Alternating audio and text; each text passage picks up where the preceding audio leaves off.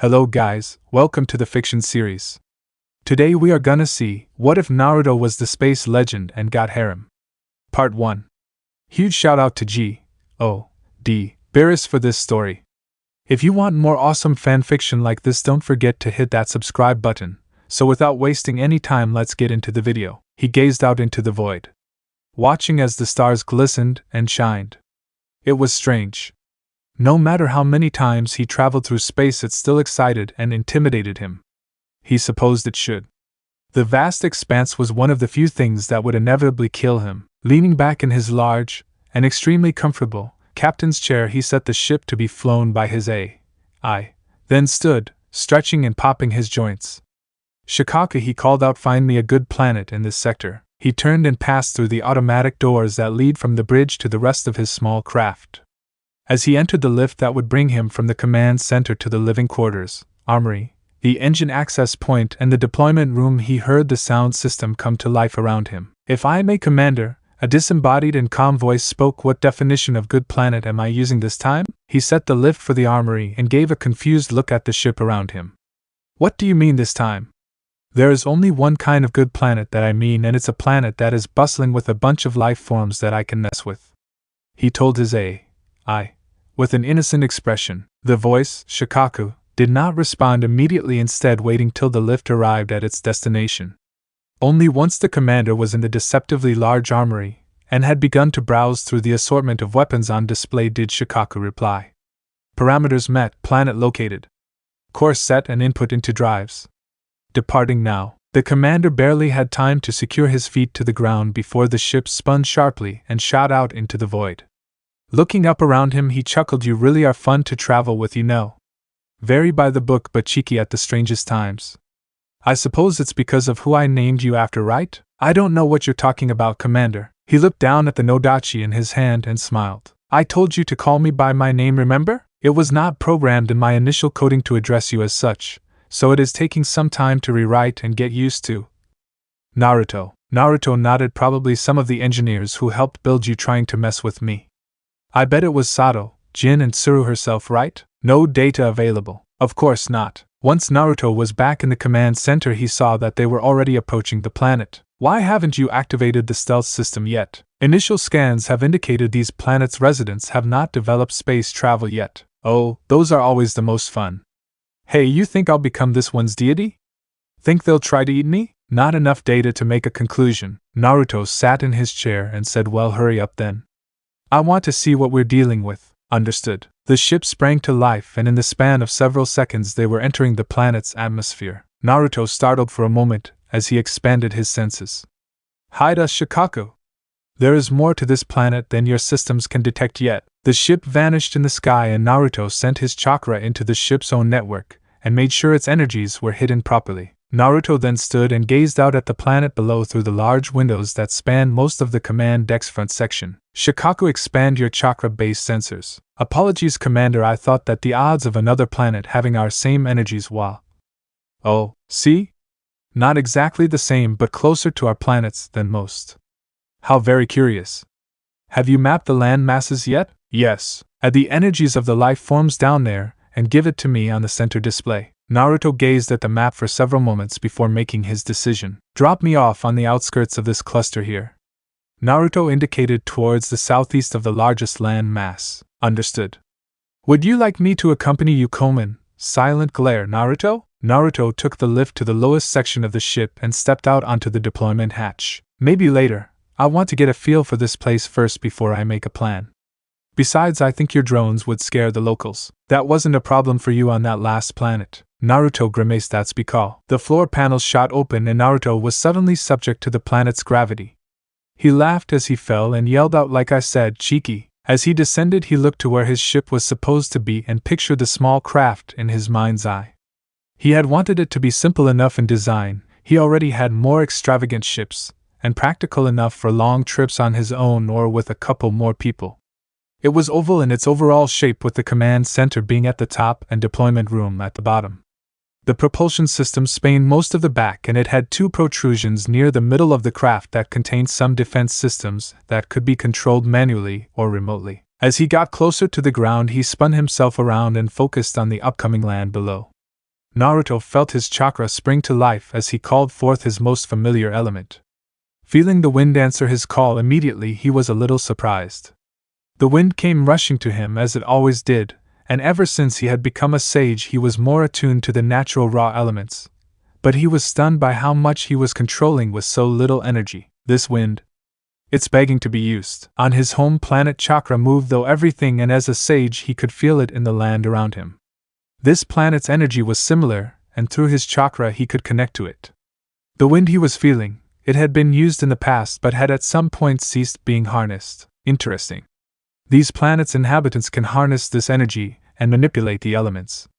I need to tread carefully till I know what I'm dealing with. If they were anything like his world, he might be dealing with some powerful opponents. Aiming for a forested hill, he increased his speed till he reached the trees, so anything looking up would be hard-pressed to spot him.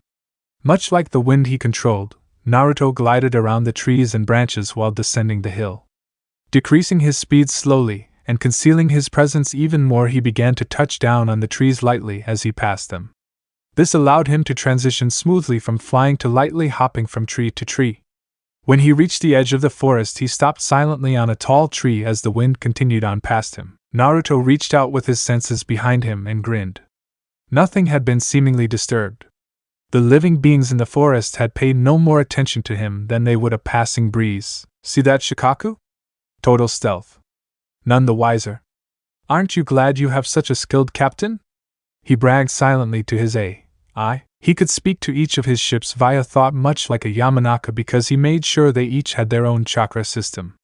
At first he had to fill them with chakra himself, but after a time his brilliant engineers and chakra experts had found a way to allow them to generate their own, albeit at a much slower rate and with less amount than even a genin, depending on the chakra generator. For this reason, only the most basic things like speaking to ships via thought were all they were used for. Especially for his smaller ships like Shikaku. Yes, Naruto, very well done. Naruto stood and puffed his chest out, placing his hands on his hips. If it wouldn't have compromised his presence, he would have leaned back and laughed as well. Mari would have done it better though. You! Who gave you a sense of humor? Huh! Never mind. Shikaku standby mode. Naruto grumbled silently under his breath as several clones popped into existence around him. Pairing up and putting all their stealth abilities to use, they split up and ran in several directions. As Naruto and his paired clone drew closer to their destination, he looked at the night sky above him.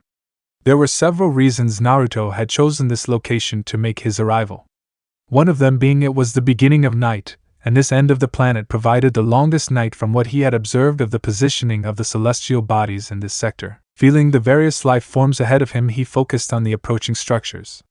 From what he could see, with his enhanced vision cutting through the darkness, the residents were far enough along in their development that they had developed a culture, and were not very primitive at all.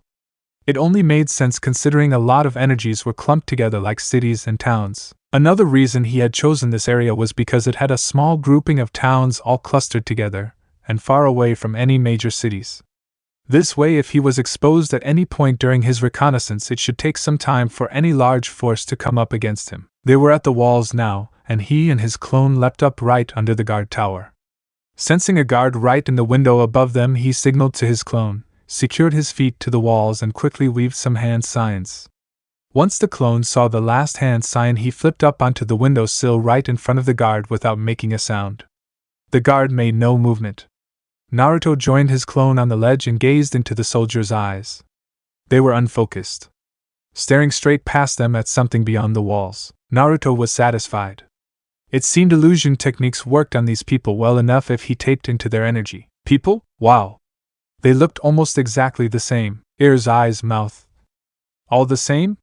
What were the odds of that? It was something he could investigate some other time, if he felt like it. For now he needed to complete his objective. Speeding past the guard and onto the rooftops of the town's houses, he began looking for his objective. Heading to the most extravagant house in town, he and his clone quickly located the master bedroom. Entering from different windows, Naruto and his clone took up their positions in the room. The clone wall climbed to the top corner of the room that allowed a clear view of all the entry points, while Naruto made his way to the head of the bed. He looked down at the older male and female sleeping soundly. You are going to have one hell of a dream, man. Naruto placed his hand on the male's head and began gathering information. This technique he had developed over time with the help of the Yamanaka, his AI, and the various mind specialists on his planet. It had pretty much become essential to have down once Naruto started traveling on his own. With his clone watching over him, he would not be disturbed and would be able to get as much information as possible in a single night. He chose the more wealthy individuals because more often than not they were more educated. Even if he had a less educated individual, his other clones in the other towns would guarantee at least a basic knowledge of the language and structure of the world he was now on. Naruto stayed almost till dawn with the man, Gunzo, a wealthy merchant, as he was a well of knowledge due to his business but had to cut the connection as dawn was almost upon them. Coming out of the cloudy haze that surrounded his senses, he glanced down Gunzo's face. He was dreaming deeply and Naruto grinned. Because he wasn't as good as some of his mind readers when he did this technique, the target's mind would have to be asleep to allow easy access for him. Also because he had to link their minds, sometimes the individual would have some crazy dreams based on his own memories. Another reason for the target to be sleeping, as most people would easily pass off the crazy memories as dreams and forget them as unimportant. Naruto glanced at his clone and nodded. They then both vanished and appeared on the training mat in his quarters on his ship. Naruto saw that the rest of his clones were kneeling already in a circle. Settling down beside them, he joined the mind connection they had and began the long process of sorting through all the information he had acquired. They spent the rest of the day like that. As each clone finished sharing their information, they dispelled. As the last clone dispelled, Naruto opened his eyes, then fell back exhausted. Damn. That always takes it out of me. Shikaku, bead Taithiatim. Of course, Naruto, everything is already prepared. Naruto teleported to his dinner table, made a lazy hand sign, and a large bowl of ramen appeared on the table in front of him. With his remaining energy, he quickly downed the steaming broth. After cleaning up and getting ready for bed, he spoke to his AI once more. I'm gonna need your help tonight, buddy, with all this info. I'll also need you to make some clothes that will fit in here. Make sure to incorporate some orange. Acknowledged. Good night, sir. With that out of the way, Naruto collapsed on his bed and went out like a light. Lay splashed some water over his head to clean off his sweat. It helped his nerves a bit as well. The semifinals had been tough. He had barely defeated his last opponent. Should have really drilled into his head how dirty everyone was going fight. This was an illegal fight ring after all, with no real rules. He just hadn't thought it would be this different from a bending school. There were even some non-benders competing. That was fine though. As far as he knew, only one non-bender had made it to the finals. As he made his way back to the edge of the raised earth with the large moat around it that made up the combat ring, he looked at his competition. The most dangerous was probably the old man. He had the best form and could control the earth with great precision. The man's name was Bo Huang, if he remembered correctly from the announcers. Bo was just slightly shorter than his own 6 feet 1 inch foot frame, almost black-brown eyes, slightly pale, for an Earth Kingdom citizen anyway, with his long hair in a traditional topknot. He wore a daopao in the Earth Kingdom colors that also had the golden Earth Kingdom symbol sewn onto the back. His hair was white and he had a long Fu Manchu mustache with an almost as long goatee. The next most dangerous opponent was the woman with the long war hammer strapped to her back. Lei blushed slightly at the tall form of Mei Ling. She stood at about 6 feet 4 inches and was the tallest in their group. To say she was striking would be an understatement, with an angular face, honey brown eyes, and almost too perfect features. Her hair was midnight black and shaved on most of the left side, while the rest of her long locks fell on the right. He wondered how it didn't impede her combat. She was tan like most Earth Kingdom citizens, but not as dark as those from the Water Tribe. She wore a Cheongsam top in Earth Kingdom colors that exposed her arms and midriff, revealing her wide hips, toned stomach, and fit arms. He also noted, a little perversely, that it seemed to barely contain her bountiful chest. She also wore a matching Cheongsam skirt that just barely covered her well-shaped posterior. Underneath it she wore tight black spandex that extended to the middle of her strong thighs. The war hammer was simple in design, with a gray box head that slightly narrowed on both ends.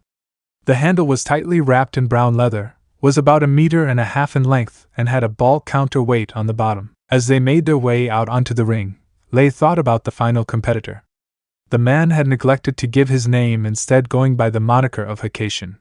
He didn't know what that meant. He wasn't from a rich family after all, but he could only guess it meant orange in some dialect. As he and the others made it to the center of the ring, they saw the man, Hakashin, come out from the entrance behind them with his hands behind his head and whistling a merry tune. He wore a male cheongsam with the torso and collar being black.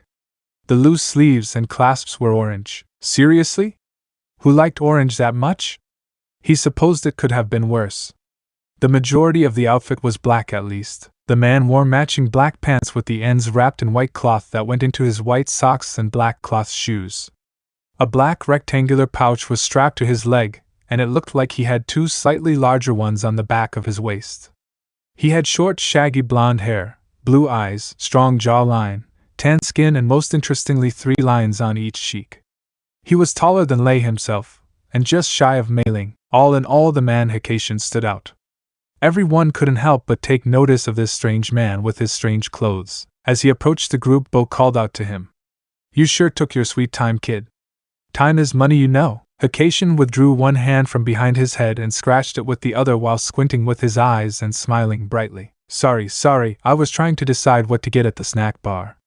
Then I remembered that I don't have any money and was incredibly depressed.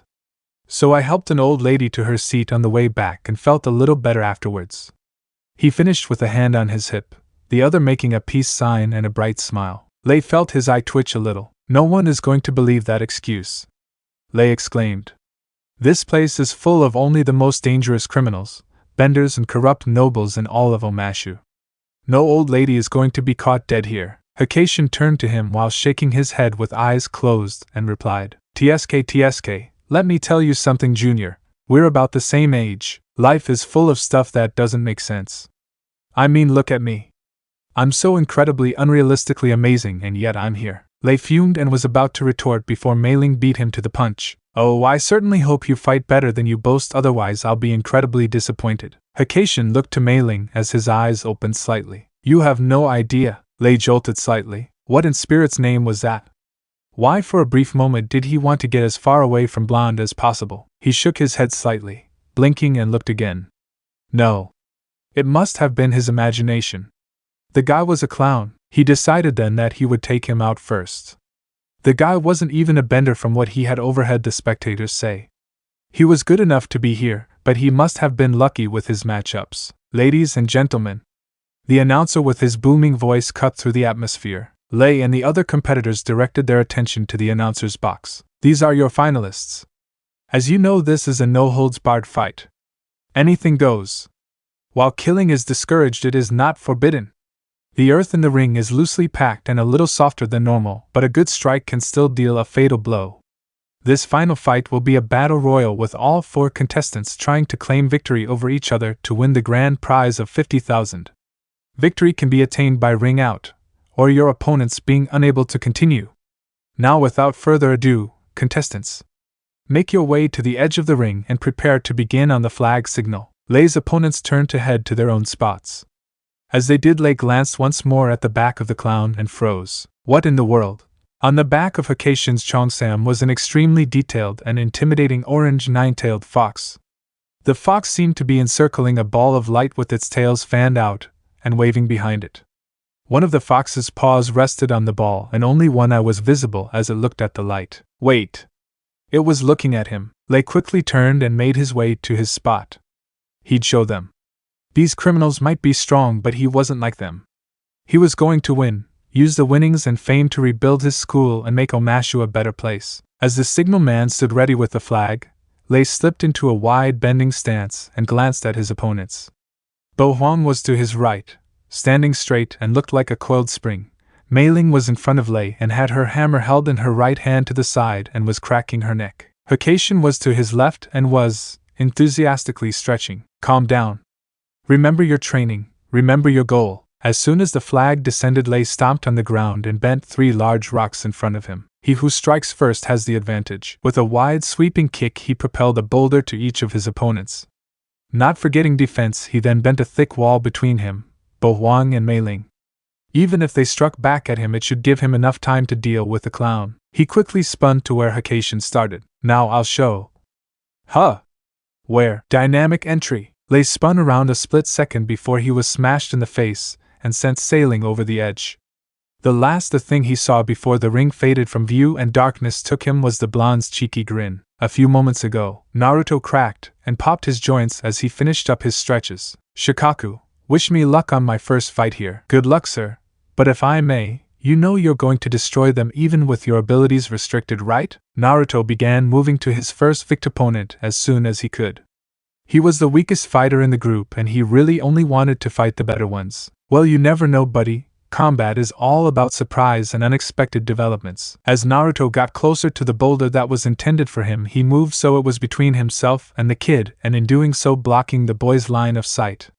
At the last possible second he leapt up onto the boulder, and propelled himself forward and into the air further. At the peak of his jump he was able to survey what had happened in the first few moments of the round. The woman was closing in on the old man after dodging the kid's boulder and smashing through the old man's own sizable rock directed at her with her hammer, and bending. The old man had taken control of the kid's boulder and had redirected it to the woman and was backpedaling at the same time towards the center of the ring away from her. In the few seconds he had taken all this and he had silently flipped over the head of the kid, just as the boy spun to his direction, and onto the wall the boy had bended behind. With great pride he bestowed the gift of one of Gai-sensei's signature techniques on the lad. Dynamic entry. Naruto watched the boy briefly as he fell. Then again, you're probably right, Shikaku. Yes, this was going to be a fun world. Quickly dodging the boulders directed at him from his opponents in the center of the ring, he leapt up onto the wall and ran along its length towards the other fight taking place. The woman was trying to get as close as possible to the old man, try and keep him from utilizing his best bending forms while smashing through his attacks and defenses with her earth bending and war hammer. The old man was continuing to back up and strike out as much as he could while erecting defenses as he did. Naruto flipped, weaved and slid along the wall, dodging the rocks that came flying at him as he closed in. It spoke to each of his opponent's skill that even as they engaged each other they were still aware enough of his approach to test him out and see if they could take him out before he got close enough to be a problem. Dodging over another boulder and jumping down off the wall, Naruto took off at a sprint, throwing 2 fistfuls of kunai as he did. The woman spun her war hammer around and deflected the knives while the old man bent a boulder in between them, briefly stalling their exchange. Naruto was close enough now though. He slammed his hand on the ground and mentally called out his move. Earth technique. Great Mud River. The ground became a torrent of mud, tripping up his competitors and sending them sliding towards the edge.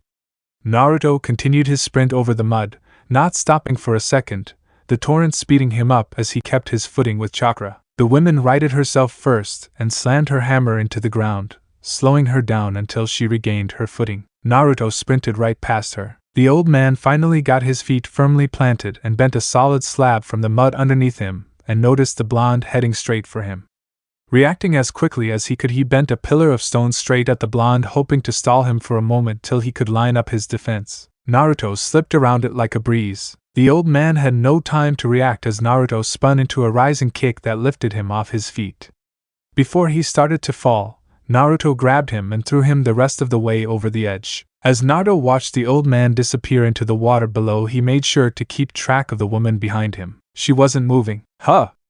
Was that a giggle? Naruto looked behind him at the woman, who seemed to barely be able to contain her laughter. Are you alright? You didn't hit your head at all, yeah?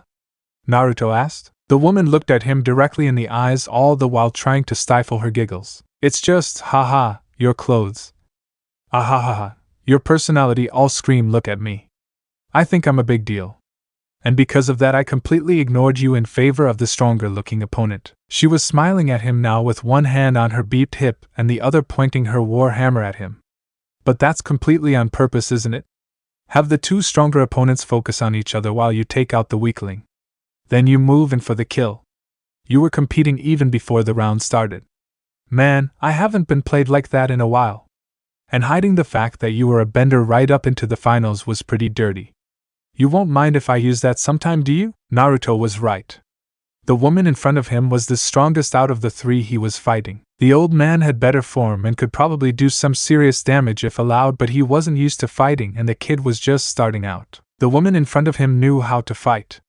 She was a strong earthbender in her own right with more chi than even the old man.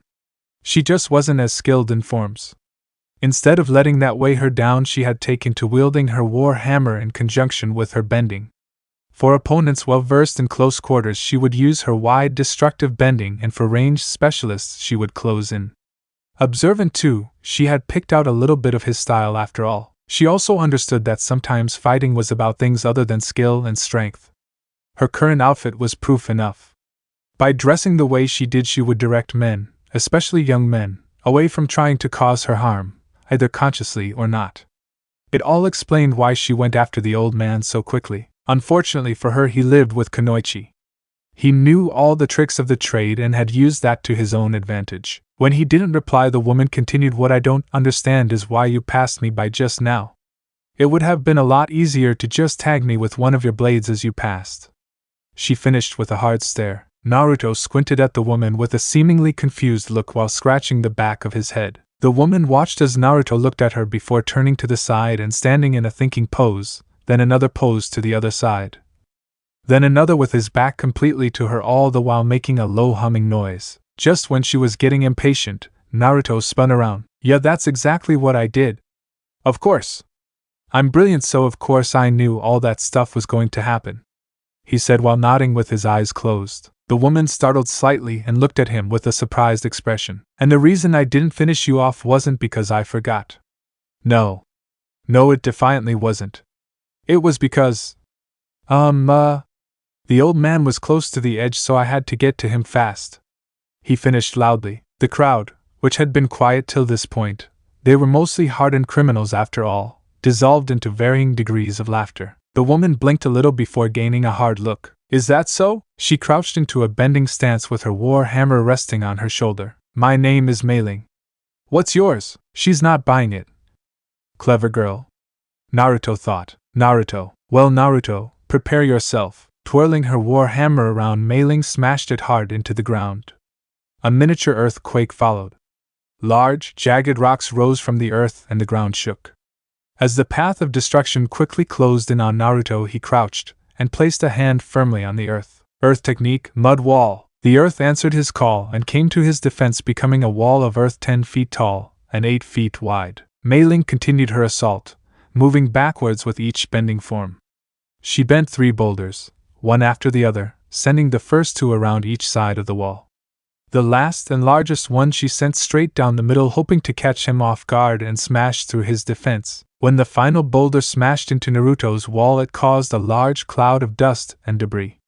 Mei-Ling watched the cloud for a moment before 2 long black wires with kunai attached to them came shooting through the top of the cloud. One came directly at her, and she barely had the time to smack it to the side. The other stuck into the ground about 5 meters in front of her. Naruto came shooting out of the dust hanging onto the wires. Mei-Ling smashed her hammer into the ground twice and shot 2 boulders at the suspended blonde. Naruto in turn threw out his other wire. The one that she had knocked away he had pulled back, down to her right side, and pulled himself out of the way of her airborne projectiles. As Naruto touched down in front of her, way too close for her liking, she bended the earth beneath her and raised herself up on a wide pillar of stone. When Naruto made it to the base of the pillar, he jumped onto it and threw both of his wires to the top. They slammed into the pillar, and he pulled himself the rest of the way up. Noticing this, Mei-Ling swung her hammer in an arc in front of her, cutting off the piece of earth his kunai was attached to. She was too late. Naruto swung over the top, sprinted, and easily cleared the small gap that had separated them, thrusting out at her with a metal rod he had pulled out from somewhere. Mei-Ling backpedaled and redirected his attack to the side with her hammer. She barely had time to think after that. Reacting on instinct and experience, it was all she could do to keep up with the onslaught that Naruto unleashed. A maelstrom. That was the only thing that described it. He struck at her from seemingly everywhere. Every angle, every one of his limbs he utilized, and she was starting to take some blows. Naruto observed Mei-Ling as he picked apart her defense and dodged her sloppy attacks. From what he understood, the average bender excelled in long to mid-range combat. There were always the exceptions, but essentially a bender needed room to land a blow with their element. Benders were still formidable without their bending as well. The form still had enough power in a strike to do some damage, however, to a shinobi like him who thrived in spontaneous hand-to-hand combat without any real style. Let's just say to beat a bender without exerting too much effort was to be as close as possible. Mei-Ling was doing very well against him so far, though. If he had to guess, it was because she learned to fight with her fists first and bending after. This was probably why she was able to keep up with him at his current speed. He couldn't go too fast because there was an audience. There wasn't a whole lot he could do because of that, to be honest. While he was fairly confident he could take on almost anything on this planet without too much trouble, he didn't need, or want, that kind of attention just yet. She's getting tried, Naruto thought. Mei Ling had given up trying to get away from him, and was now taking more and more strikes to the body just to try to get a hit in. She must be thinking that as long as she gets one good shot in, she'll have a chance. Naruto was impressed that she was still going after taking so many of his blows. He had seen enough though. Mei Ling swung a little wide and Naruto closed the gap. Thrusting his pole at her abdomen, he blinked as Mei Ling caught it between her arm and body. Mei Ling grinned in pain.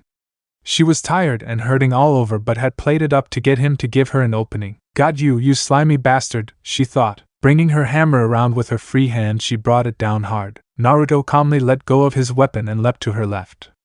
Another rod flew out from his sleeve and he jumped back towards her as he reared back for another strike. Mei Ling gripped her hammer with both hands and swung at the suspended blonde with a roar. With blurred eyes from the pain, she felt and heard more than saw the impact of her hammer on the blonde. While her hammer continued on behind her due to the force of her swing, Mei Ling blinked rapidly to clear her eyes. "What? Where is he?" she thought. Naruto looked at the back of Mei Ling's head with a smile. When her hammer came within striking distance, he had lightly pushed off the head with his feet and flipped over her, landing on her hammer as it came around behind her. Even if she had clear vision, she would have been hard-pressed to spot the move he had just made. The move wasn't fast, defiantly within the realm of possibility here. It was just extremely sudden. Like a fly buzzing around you, suddenly changing direction and disappearing into your blind spot. "You did well," he thought. With that in mind, he finished it with a strike to her neck. As Mei Ling fell to the ground unconscious, Naruto caught her, jumped down off the pillar they had fought on, and took her to the healers. "Ladies and gentlemen, the winner this evening is Hikation," the announcer proclaimed. The audience came roaring to life. Naruto spun in a circle with his arms raised and began celebrating with the crowd. Bo Huang sat and watched as the match came to an end. After the blonde had tossed him out, he had made his way to the bleachers to see the fight's conclusion. He knew the blonde would be the last one standing. That last look in the blonde's eye he had been able to glean before he had been kicked was impossible not to understand. The kid was going to win, and that was that. The absolute conviction in those orbs was startling. Bo stood as the boy began to celebrate. He had seen enough. Heading towards the exit, he saw a woman about his age heading in that direction as well. The woman noticed him and bowed politely. He returned it and offered his arm to her. Accepting it gracefully, they left the combat area. "You were very good in there tonight," the woman commented. "Thank you, but not as good as some it would seem." The woman shook her head. "You've got a few years on that, boy. Youth is something that experience is hard-pressed to overcome." Bo smiled. "That is kind of you to say. That boy and you are both so well-mannered, so it would really only come down to something like that anyway." Bo paused, and then chuckled quietly for a moment. "Was it something I said?" the woman asked. "No. Just thinking on a conversation we had before the match," he replied. Naruto walked into the control room of his ship and placed his prize money on the command table. After counting his winnings, Naruto turned and sat in his command chair. "Shikaku, I want your opinion on something." "What is it, Naruto?" "In the worlds I have been to so far, there hasn't been a proper civilization yet. Sure, there were natives with intelligent life, but nothing like this planet yet. Because of this, I didn't feel too bad with getting involved and changing the course of those planets' development. However, this planet, this one has nations." Naruto spoke with a serious voice. "So my question is this. Should I involve myself with the affairs of a developing planet? Is it right to alter the very course that these people should rightfully set for themselves?" Shikaku was quiet for a long moment before replying. "I am not experienced enough to give an answer with absolute confidence, but I will say this. If it is you, Naruto, this world or any other should be lucky to have you intervene in their lives. You have led your people away from their destructive path and given them a goal they can all push onward with. You are a commander worth following." Naruto stood with a soft smile. "Wow, buddy, I didn't think that at all. Are you sure you aren't overestimating me too much? What if I screw something up? You might very well do something like that, but your screw-ups will still be better for the people of this world than having them screw themselves over. And what about overestimating me? It's what you're all about, Naruto. You do the impossible because of your dreams and goals. If you want it, you take it, and I will assist you in every way I can." Naruto nodded. "I will do my very best. I will take your faith in me and use it to fuel my dreams. Heading back to the command table, he began to pull up some files on the computer. First, we have to put this war on hold, but I already have a plan for that. I'm going to need my other half. Because Naruto was extremely busy, he always needed to be in more places than he was able. Clones certainly helped, but they had a time limit and their own restrictions. The key to solving this problem came when he was digging around in the 4th Shinobi War archives. Mu the second Tsuchikage had a technique where he split himself in two. So he went to the Earth Kingdom and perfected the technique in a week. Yeah, clones are awesome. With this technique in his arsenal, he could put his other half in a key location in the universe, and then they could branch off with clones from there. It cut his power in half, but that was fine most of the time. He was plenty strong at half. To pull off this one though, he would need that little bit more. The display came to life and he was greeted with his own visage. Yo! How's it going on your end? Naruto spoke to his doppelganger. His other half scratched the back of his head and replied, pretty boring to be honest, as there isn't much out this way. What about you? The fact that you're contacting me means something good or bad has happened. Bit of both. Gonna need a lot of our power for this one. Sweet. Both blondes closed their eyes, and when they opened them they were standing side by side. Gotta love that flying thunder god, they said in unison. As they rejoined, Naruto heard a commotion coming from the display. Where the funk did he go? A loud voice came through the sound system. I don't know, ma'am. He got a call from someone, and then he was just gone. Oh. The next moment the display was filled with another individual. Yo, Mariko-chan, you doing well, yeah? Naruto said nervously with a small wave. Onyx eyes glared at him from the beautiful, yet incredibly terrifying at the moment, visage that was one of his closest generals. You split yourself. Where are you? She spoke calmly but with a sharp edge to her voice. How did you manage to slip away? I checked all our ships. There is no way you could have gotten away on one without me knowing. How? Naruto began to silently signal to his AI to cut the connection, all the while sweating nervously. What is this frequency? Shikaku? You made a new one. Right under my nose. Mariko finished with an accusing tone. It's not what you think, Mari-chan. Yes, it is. You developed a brand new stealth ship with your authority and purposefully hid it from everyone. Mariko said as she pulled up files while she spoke to him. How are you accessing those so fast? Naruto exclaimed in alarm. We developed a new protocol for when you pull stunts like this. Give me a break. Who would agree to something like that? Mariko gave him a deadpan look. Right. Dumb question. Naruto mumbled out dejectedly before perking up once more. I left half of me with you this time though. That's got to count for something, right? Mariko nodded as she continued to type while she held his gaze. She knew if she looked away he would be on to her, tracking him. That's true, which is why I'm not currently sending every fleet we have after you. Naruto clenched his fists before he gained a hard look and said, You can't always rely on me, you know. You guys have got to do things for yourself. I won't be around forever. Mariko scoffed. You're kidding. Without you we risk going back to the war-loving people we used to be. You're immortal and stop trying to change the subject. Naruto softened his gaze slightly. See what I mean?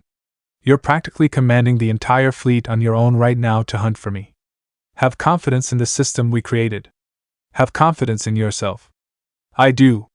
He concluded with one of his signature foxy smiles. Mariko stopped typing as he smiled at her. Naruto cheered on the inside once he saw the blush rise in her cheeks. You asshole. That's not fair. She mumbled weakly. Also, I put some new systems in place so it will take you a learning time to track me. He cheekily concluded. What? Oh, you son. With that the connection was cut. Naruto released a breath he didn't realize he was holding before spinning around and yelling at his AI. What the hell took you so long, huh? What do you mean? What do I mean? When I do this. He made a slight cutting motion with his hand that he had been doing for most of the conversation. What do you think it means? It means the bitch got the drop on us. My back's against the wall. This is not a test. Help me. Help. Me. As Naruto glared at his ship he suddenly had a realization and groaned. It's one of those protocols I don't know about, isn't it? No? Yes it is. Of course it is. Sighing, Naruto turned back to his plans and made the final touches. Naruto double-checked the large seal array in front of him and finished preparing the various food and drink on the table he had assembled on the edge of the seal. He was currently in the center of the largest dessert in the Earth Kingdom. It was the only place he could get away with potentially summoning something as big as he was. Cutting his palm with a kunai, he began the long string of hand signs he had to complete. When he had finished, he held the last hand sign and began generating his chakra. Once he felt he had a sufficient amount, he slammed his palms on the ground and called out, "Summoning technique." Old habits sure died hard. A massive cloud burst into existence and was quickly blown away by the desert wind, revealing his summons. "Hey guys, been a while." The towering forms of the 1, 2, 4, 5, 8, and 9-tailed beasts all drew their attention to the blonde below them. "Naruto!" The Uchiha called down to him. "What's the occasion then? You haven't called this many of us in a while." Naruto shrugged. "We've had things under control. Still do, but I wanted you guys to check out this new planet I found." The tailed beasts looked at their surroundings and Naruto felt them reaching out with their respective chakras. "Interesting. The energy here is pleasant." The two tails spoke while seemingly smelling the air. "I can feel some powerful beings here." The 5 tails added its own 2 cents. "Ugh. I want to fight them. I haven't had a good rumble since we took on that massive space creature together, Naruto." The 4 tails bellowed. "If Naruto wanted that, then we would have been called closer to a fight. Isn't that right, Naruto?" The 8 tails interjected. "That's right," Naruto confirmed. "While I agree that it's been too long since we have been able to go nuts, I want to take a different approach with this situation. With that being said, could you guys use one of your smaller forms? I don't want to attract too much attention just yet." A large cloud of white smoke obscured the hulking behemoths before the hot desert wind brushed it out of existence. Gone were the massive forms of the beasts, replaced by smaller forms that wouldn't stand out as much in a metropolitan area. Well, for the most part. The one-tailed beast now resembled a human female with just a shade lighter skin tone than his own. Sandy shoulder-length hair framed a cute rounded face. The female wore a light brown kimono that had black seal designs covering most of the back. The obi was white, as were the layers underneath. Brown sandals covered her feet, and she wore lots of jewelry with large gemstones embedded in them. That was all well and good except for the small issue of how she wore the kimono. With a deep cleavage and exposed legs, the one-tails was proudly putting her assets on display. With bust that rivaled only the most well-endowed women Naruto had ever met, and creamy, plump but somehow firm legs, the vision before him would undoubtedly stand out in any crowd. Her golden eyes that resembled her tailed form didn't exactly scream normal either. Naruto knew that this form of the one-tails liked to be called Tsuru. The 2 tails had also taken the form of a woman, however she stood out mostly in another aspect. She also had striking features, what with her long blonde hair and a high ponytail, thin sky blue eyes and a soft complexion that you couldn't help but feel safe when in her presence. Her form was mostly hidden by a navy blue captain uniform consisting of a jacket, slacks and black boots. Across the jacket's left side were several medals. It was the ears, though, that stood out. They were more pointy than regular humans and had blue and black fur on the tips. This form retained the name of Madatabi. The 4 and 5 tails had a much less drastic change, becoming smaller versions of their beast forms. Sun was the size of a large gorilla while Kaku was the size of a shire horse. Naruto was fairly sure that these forms would blend in with the creatures from this planet. He would just say they were an undiscovered species. The 8 tails also held the form of a woman, although Naruto had never seen this one before. With chocolate-colored skin and dirty blonde hair, cut in a bob style, Naruto guessed the features she was using were pulled from the Cloud Country's kinsman. She wore a white tube top that pushed up her considerable assets, a tight black pencil skirt that extended to just above her knees, outlining her plump behind with slits on either side exposing her mile-long legs, and a black jacket with various pockets was worn over the top. Her eyes were yellow and painfully reminded him Karui's own. The high heels on her feet also painfully reminded him of Tsunade's own combat heels. All these forms had stemmed from Tsuru. At one of their meet UPS, they arranged to catch up and see what was happening with each one of their group. Tsuru had busted in with a bottle of sake that was as big as her. Drunk off her ass, she had proceeded to spend the rest of the night partying like there was no tomorrow and bragging to her family just how awesome it was to be a human. Ever since then, whenever Naruto met up with one of them, the Bijou would have various new forms that they were experimenting with. They changed their genders, looks, sizes, and into other animals as well. The human forms were 100% human. How did he know? Well, it was embarrassing to say the least, so he preferred to not think about it. It looked like they were going to make this pretty hard for him as they had all busted out the forms he felt the most nervous around. Who could blame him? Each woman was absolutely drop-dead gorgeous. It didn't help that they knew he found them attractive in their human forms, and the more bold ones, like Tsuru, would purposefully flaunt themselves around him. Thankfully Kurama had only ever had a male form. He could count on him too. God damn it, standing in front of him was another beautiful woman. Long orange hair done up in an intricate hairstyle with decorative pins helping to hold it all in place.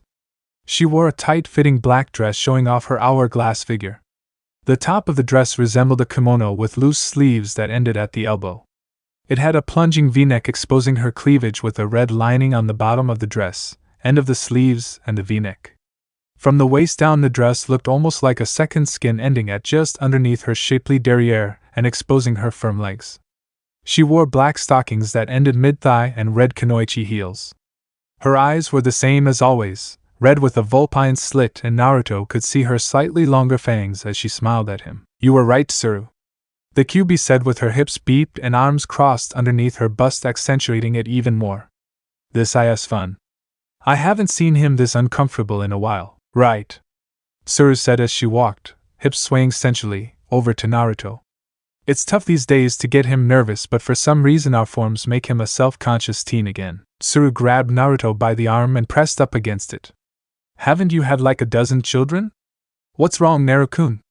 Been too long? Naruto gazed down into her eyes, trying his best to avoid the tantalizing globes currently resting on either side of his arm. There is some brand new food and alcohol from this planet behind me. He instantly saw her face light up before making a beeline straight for the table with Son Goku right behind her. As the others made their way towards Naruto, Madatabi spoke up. You really know what to do to distract her. Well, it's not the first time, let's be honest, Naruto said as he turned to them. Thanks for coming, guys. As you know, the seal was a voluntary summons, but I was still surprised so many of you guys came. What are the other guys up to? And do you want me to call you another name in those forms? I'm feeling Miyuki for this one, Hachibi said, heading to the table to try and get some food and drink before it all disappeared. Call me Kumiko, QB said, watching the scene playing out before her from next to Naruto. From what I understand, Naruto, Kaku spoke lying down on the sand a little ways away from all the commotion. Saiken, Isabu, and Chomei are having the time of their lives on a massive forest planet that the Third Fleet discovered. Naruto smiled. I see. Heading to the table himself, Naruto declared loudly. After this I'll run my plan by you, but for now, he said, grabbing a large bottle of alcohol and taking a swig. Let's have some fun. Uchiha was not having a good couple of days. First, a whole squad of his men had gone into the village nearby and gotten pissed out of their minds. The men of the village had pushed back and it had almost been a complete bloodbath. He had just negotiated peace with their elder for spirit's sake.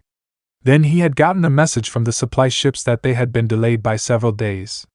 To top it all off, some of the tents had been stolen from, and there was no evidence of who had done it. Now he had to deal with some crazy man that had made his way right in the path of his marching troops. The man had supposedly been spouting nonsense and refusing to let his men through. Placing his helmet on, but leaving the faceplate, Wu left his command carriage and headed to the front of the procession.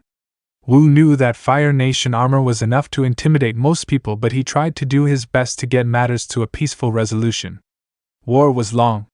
The fewer battles he had, the better, but he wasn't an idiot. Sergeants, take some men and secure our flanks, he called to the grouping of men around him. He didn't want them potentially getting caught in a trap. As he approached the front of the column, he began to hear the commotion.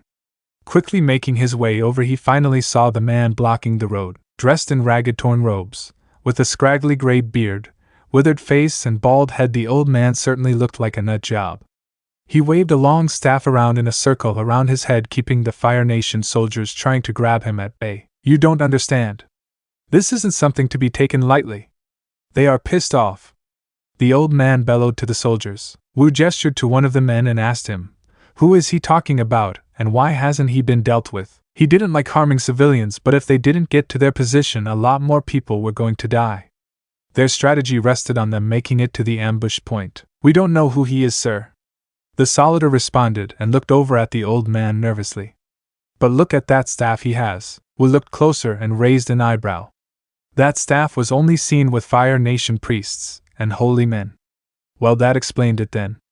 His men didn't want to risk angering the spirits or ancestors by burning the man. Making his way over to the old man, he waved for his men to stand down. I am the commander of the 35th Battalion of the Fire Nation, Uchiha. Who are you?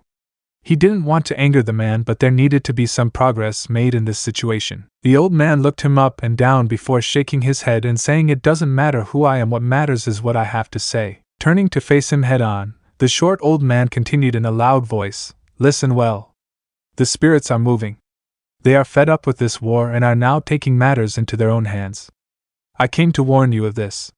It is too late for a lot of people, but I couldn't stand by and do nothing, so I had to warn as many of my countrymen as possible. Do not continue this battle or there will be consequences." Having said his piece, the man turned and headed straight for the tree line, leaving Wu in a state of bewilderment. "Wait! What the hell? You can't just say something like that and just walk away," Wu said as he made to follow the man. "I have to warn more people. Pass on the message," the old man said as he walked into the woods. Running after the man with his men running after him, he ran to the forest, but when he got there wasn't a whisper of the bald man. What in spirit's name was that?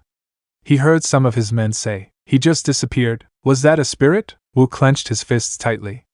It didn't matter what it was. They had a job to do. Don't lose your focus, men. We need to keep moving. Get back in formation. The spirits didn't care about human matters. If they did, this war wouldn't have gone on for so long. However, he couldn't help but feel a little uneasy at the whole situation. The rest of their journey passed without incident. Arriving on a hill that overlooked the Fire Nation and Earth Kingdom lines, they positioned themselves and waited for the signal to begin.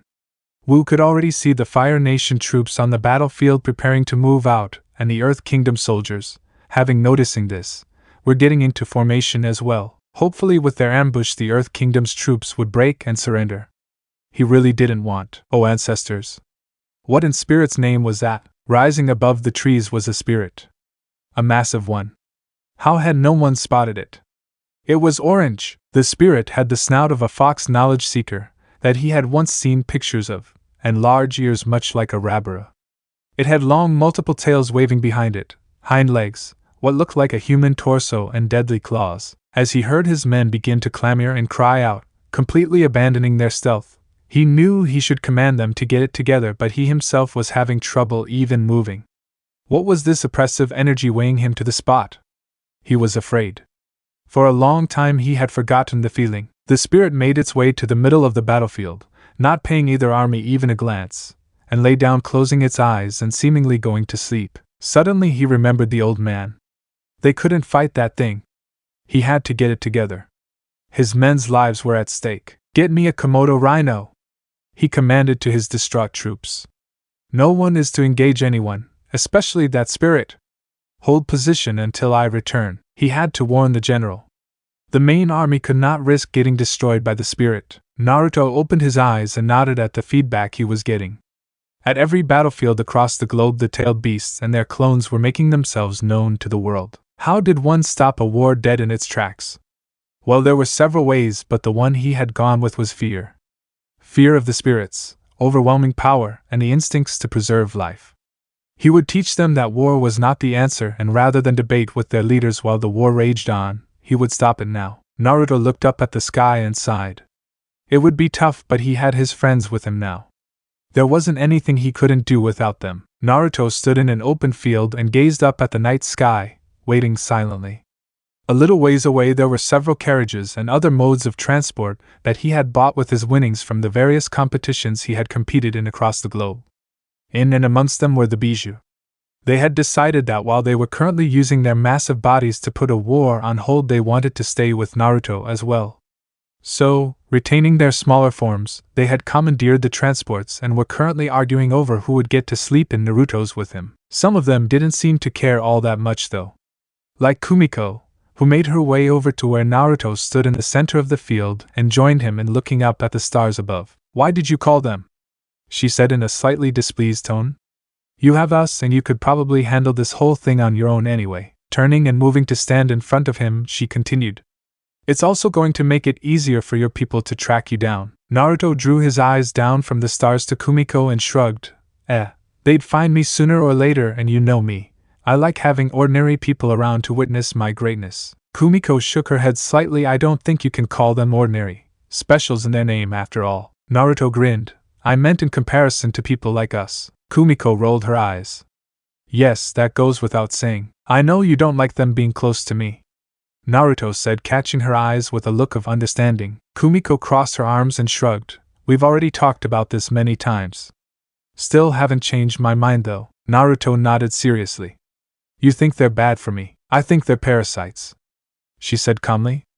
They take and take and take from you, put you in difficult situations that I have helped you with since the beginning. He began to feel her mood worsen. Granted, we started off on abysmal terms, but in the years since then I have done everything in my power to make up for it, she said, turning away from him and looking to where her family was. I've told you once, I've told you 1,000 times, Naruto said with a soft smile. I already forgave you years ago. That's just it. She was mad now. You're too forgiving.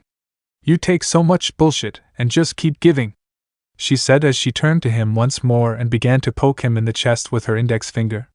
Do you have any idea how annoying that is? Naruto raised his hands in surrender. I have some idea, he said while grinning. Kumiko glared into his eyes for a long moment before closing hers and sighing loudly. You're still so stubborn. If I wasn't, we wouldn't be such good friends. Kumiko hummed for a moment before grabbing him by the collar and pulling him into a kiss. It only lasted a second before she pushed him away. She watched as Naruto grew bright red. What? Kumi, he sputtered. Shut up. Your smug face was pissing me off, she said with a smirk before turning and walking back to the transports. By the way, the parasites are here. Naruto watched her as she walked away and tried to calm his hammering heart. Was she swaying her hips like that on purpose? Shaking his head and deciding that he could deal with what had just happened later, he turned back to the sky as he felt the wind begin to whip up. After several seconds, some large indentations appeared on the ground in front of him, and the wind began to calm down. A split in the air appeared before it widened to reveal the interior of a ship and over a dozen figures. As the figures stepped out onto the landing platform, Naruto waved to them. Sup guys? I trust your trip was pleasant. The men and women in front of him were dressed in black and gray power suits. The suits consisted of a thick black body glove, which Naruto knew had various electronics and systems running through them, that covered the entire individual up to the chin and back of the head. Gray metal plates rested on top of the body glove and covered most of it, leaving only small areas visible to allow easy movement for the wearer. While they all had the same basic helmet, a smooth gray dome with a black visor and gray faceplate, the plates had varying degrees of thickness and design. Some of the larger men and women had thick plates that were sharp and jutted out from their body, while some of the others had thinner and sleeker looks. The differences didn't stop there. They had different weapons strapped to their backs, different belts, backpacks, bandoliers, and pouches on their persons. Naruto knew that each container had a little surprise for any opponents they faced. Several of the individuals glanced at each other as he addressed them, while others shifted slightly. Naruto could feel their surprise and confusion. The lead male, however, stepped forward without hesitation and dropped to a knee. Naruto-sama, the 1st Division of Special Operations and the crew of the Hibiki have answered your summons and are reporting for duty, the man declared. Seeing their leader bowing, the rest of the squad quickly followed suit. Naruto sighed.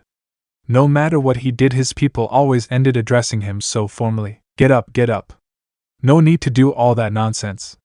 He spoke kindly. We're going to be working together from now on, so let's all try to get comfortable with each other, alright? The leader quickly got to his feet with the rest of the squad following his example, and they stood at ease. Naruto raised his eyebrow. Man, were they antsy around him. He must have thrown them off with his personality. They probably thought he was some sort of a hard ass and was testing them. He really needed to find the people making up those rumors and give them a good old 1,000 years of pain. Because Naruto went on long trips, was the leader of his people, and outlived most, over time people began to talk and speculate on what their great leader was really like. He needed to work on that, he supposed. 1st Division, huh? I've worked with you guys several times. Hey, any of you guys know of a Kenshin Uzumaki? He asked, hoping to lighten the mood a bit more. The leader of the group slammed his right arm across his chest, saluting. Yes, sir. He is my uncle, he stated. Naruto's trained his eyes on the slightly shorter man and smiled brightly. Oh, is that so? Well, take off your helmet and let me have a look at you. he said as he moved to stand in front of the man. The leader finally hesitated, but only briefly, before reaching up and unsealing his helmet. As he removed it from his head, Naruto first noticed that he had the signature red hair of the Uzumaki clan. He was also young, early 20s maybe, although he could be older due to his Uzumaki heritage making him appear younger than he was. With an angular face, purple eyes, sharp features, and a calm expression, the man had the countenance of a man in charge. Naruto nodded. I can see a bit of the resemblance. What's your name, Captain? Akashi. Uzumaki Akashi. Akashi. Your uncle and I got along well. Yes, sir. He speaks of you often. Oh, all great things, I'll bet. Akashi didn't say anything. That was a bit worrying. Great things, yeah? They were all great things, right? Right. Naruto said a little desperately. After another pause, Akashi finally spoke. My uncle respects you. That's not what I asked? Naruto exclaimed childishly while waving his arms around. What has he told you? Because I bet he left out a lot of how he was involved. Did he tell you about how we went to this village once that was full of alien women, and all he could do? So these are the First Division. Madara interrupted as she and the other Bijou made their way over to the group. Seeing them approaching, the squad quickly drew back up to attention. Commander Madara, we are honored to be in the presence of you and your kin. Akashi stated. Captain Akashi? Your superiors speak very highly of you. Madara said, smiling. Tsuru ignored them completely and made her way over to Naruto. Grabbing him by the arm, she snuggling up to him, resting her head on his shoulder with her eyes closing blissfully. Naruto blushed and coughed a little, scratching the back of his head nervously. As the others followed behind her and made to stand next to Naruto, Kumiko paused before turning and walking up to the squad. You all know who I am, a statement. So listen up. I'm only going to say this once. As Kumiko spoke, some of her aura began to leak out. The squad tensed even more and Akashi gained a hard look. You will give 100% to this man. She continued, gesturing to Naruto as she did. You will do your best to keep up. You will obey him absolutely and you will love it. If not, Kumiko gained an absolutely predatory grin. You will be dealing with me personally. Do I make myself clear? The entire squad saluted and chorused, Sir, yes sir. Kumiko nodded, turned and made her way over to Naruto. Shaking his head, Naruto gave Kumiko a kind smile that she pretended to ignore. I guess with that out of the way we can get to work. Naruto said, addressing the squad. Introductions can be done later, but for now there is a lot to do to get you guys up to speed. Long Feng didn't like military meetings. He preferred working from the shadows without any spotlights shining on him. Generals had their failures publicly announced while his were swept under the rug. However, every once in a while he was called to these meetings. Usually he would just get reports, but sometimes things were just that urgent. Well, urgent for others. All he cared about was running his city. Ba Sing Se would never fall or be influenced by the outside world. He was a little curious of though. From what he had been told, something major had happened with the war outside. It concerned him that the Council of Five had been notified of the situation before he had. He would have to tighten his hold and remind them who was in charge. Blackmail usually did the trick. Opening the door to the council chambers, he glanced at the table with the Council of Five generals surrounding it. As he made his way to his seat, General House spoke. Now that we are all here, let me begin. Standing and moving to the front of the table, he began. Roughly 3 days ago at noon, our armies were interrupted in their conflicts by the appearance of several massive spirits. Long Feng raised an eyebrow. That he hadn't expected. How continued, the spirits positioned themselves in between the various conflicts and are preventing any fighting.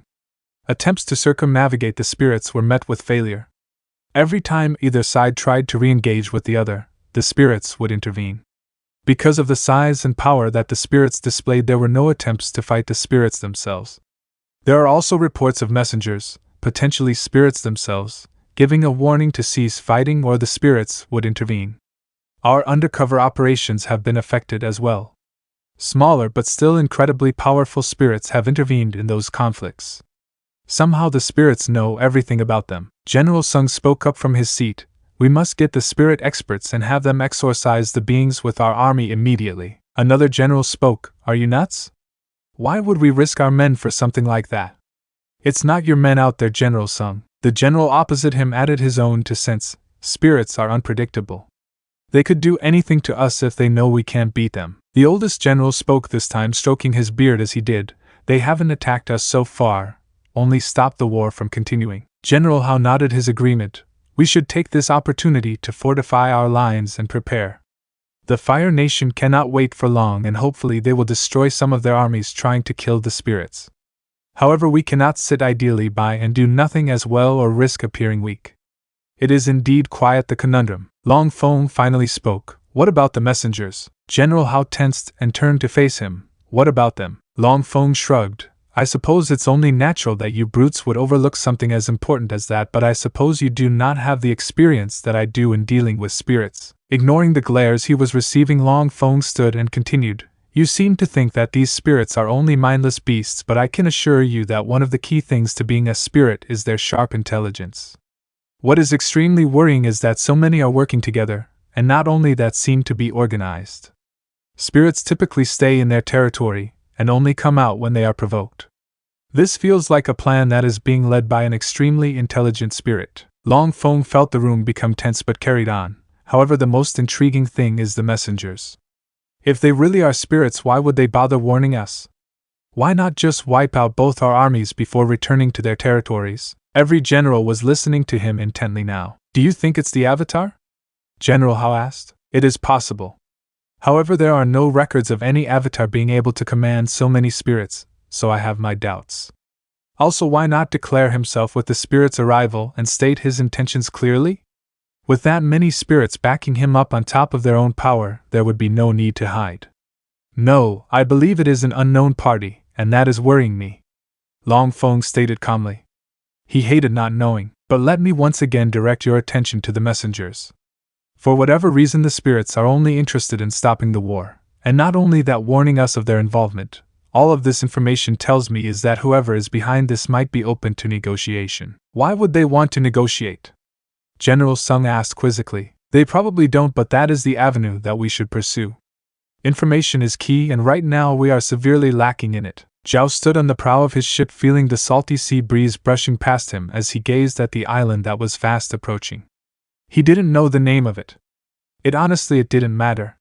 All he knew was that it had a stronghold that was a key supply line for the Earth Kingdom, and it needed to be in Fire Nation hands. The admiral he was under had told him to lay low until they could get a grasp on the situation that was happening at every battleground around the globe, but he had ignored the man. He was a fool.